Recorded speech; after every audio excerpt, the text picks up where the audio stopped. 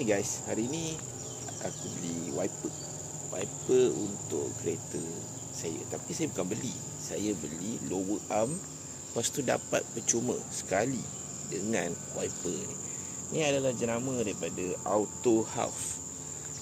Tapi benda pun dapat percuma, maka yang dapat pun salah saiz. Satu tu betul lah, satu tu untuk Nissan X-Trail ni bersaiz 26 inci, dan satu lagi tu patutnya pendek, patutnya dalam lebih kurang 17 inci je. Tapi yang dapat free ni dapat 21 inci. Jadi kena pasang kat kereta lain lah. Cuma dia punya wiper memang sangat-sangat berkualiti tinggi.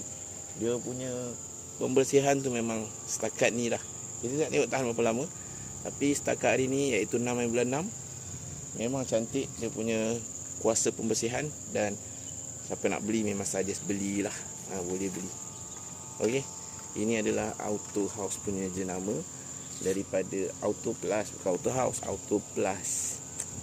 Untuk Nissan X-Trail, dia memang supplier betul lah untuk Nissan. Dia punya lower arm pun memang betul-betul berkualiti tinggi, boleh disarankan beli. Dan nak pasang pun tak susah, memang very easy job punya kerja. Maybe dalam setengah jam dah siap untuk orang yang tak berpengalaman macam saya. Jadi itu saja.